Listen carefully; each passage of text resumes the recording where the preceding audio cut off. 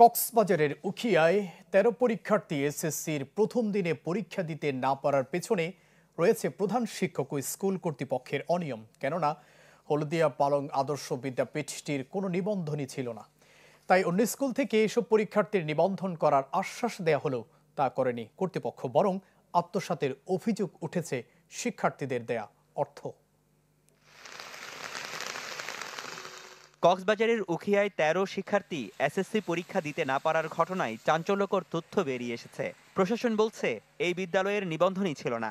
পরীক্ষার্থীদের অন্য বিদ্যালয়ে নিবন্ধনের কথা বললেও তাদের কাছ থেকে নেওয়া টাকা আত্মসাৎ করেছেন প্রধান শিক্ষক ও প্রতিষ্ঠানটির সভাপতি। এই ঘটনায় ইতিমধ্যে প্রধান শিক্ষককে আটক করা হয়েছে।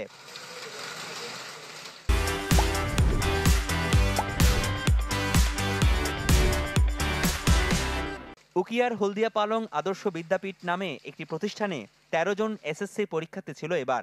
নিয়ম অনুযায়ী রেজিস্ট্রেশন ফর্ম পূরণ সহ সবকিছুর জন্য শিক্ষার্থীরা নির্ধারিত সময়ের মধ্যে টাকা পরিশোধ করেন, কিন্তু প্রধান শিক্ষক মোহাম্মদ ইউনুস বাস্তবে শিক্ষার্থীদের ফর্ম পূরণের কোনো পদক্ষেপই নেননি। ফলে বৃহস্পতিবার পরীক্ষার দিন সকালে প্রবেশপত্রের জন্য স্কুলে গেলে জানতে পারেন তাদের নিবন্ধন করায়নি স্কুল কর্তৃপক্ষ। তাই উত্তেজিত শিক্ষার্থী ও অভিভাবকরা বিদ্যালয়ে ভাঙচুর করেন। 5 মিনিট দাঁড়াও, 10 মিনিট দাঁড়াও, ওইরকম করতে করতে 9টা বেজে গেছে। তো আমরা বলছি যে এগুলো কখন দিব, হয়তো আরেকটু দাঁড়াও। পরীক্ষা দিতে বাচ্চারা ওরা তো মার্ডার হয়ে গেছে, 10 বছরের সাধারণ মার্ডার হয়ে গেছে। তো মার্ডার হওয়ার পরে আমরা ছেলেবেলে নিয়ে হতাশে পড়ছি।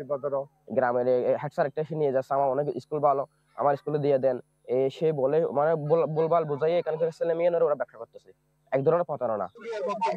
শিক্ষার্থী ও অভিভাবকরা বলছেন স্কুল থেকে যখন যা চেয়েছে সবকিছু তারা পরিশোধ করেছিলেন, কিন্তু প্রধান শিক্ষক মোহাম্মদ ইউনুস ও স্কুলটির সভাপতি জহিরুল ইসলাম নিবন্ধন না করে টাকা আত্মসাৎ করেছেন। তারা জড়িতদের কঠোর শাস্তির পাশাপাশি দ্বিতীয় পরীক্ষা থেকে পরীক্ষায় অংশগ্রহণের ব্যবস্থা করার অনুরোধ জানান প্রশাসনের প্রতি। ভাই, তোমরা যদি আমার ছেলে এসএসসি দিতে না পারে, আমার ছেলে আমাকে দিয়ে দেন, আমি আরো উচ্চ বিদ্যালয়ে নিয়ে আমি এসএসসি সরকারিভাবে দিতে চাই। আমরা চাই আমাদের পরীক্ষার কোনো একটা ব্যবস্থা নিতে হবে, ওদেরকেও শাস্তি দিতে হবে। ওনারা আমাদের সাথে এরকম করছে কেন? মানে পরীক্ষা দেওয়ার জন্য যদি ব্যবস্থা করে দেয় আমাদের জন্য ভালো হবে। উখিয়া উপজেলা নির্বাহী কর্মকর্তা জানান, পরিস্থিতি নিয়ন্ত্রণের জন্য তাৎক্ষণিক প্রধান শিক্ষককে আটক করা হয়েছে। দ্রুত তদন্ত করে নিয়মিত মামলা করার জন্য শিক্ষা অফিসারকে নির্দেশ দেওয়া হয়েছে। তিনি জানান, নিবন্ধন না করার কারণে তাৎক্ষণিকভাবে শিক্ষা বোর্ডের পক্ষে কোনো পদক্ষেপ নেওয়া সম্ভব হয়নি। একটা বিষয় হচ্ছে যে ফর্ম ফিল আপ না করালে তো কোনো থাকে না, অপশন থাকে না। কারণ যেহেতু মনে করেন যদি ফর্ম ফিল আপটা যদি করানো থাকতো তাহলে একটা বোর্ড এবং সবাই সহযোগিতা করতে পারতাম আর কি। দ্বিতীয় পরীক্ষা থেকে যাতে ১৩ শিক্ষার্থী অংশ নিতে পারে সেই চেষ্টা চালানো হচ্ছে বলে জানান উপজেলা নির্বাহী কর্মকর্তা। Desk report, channel 24।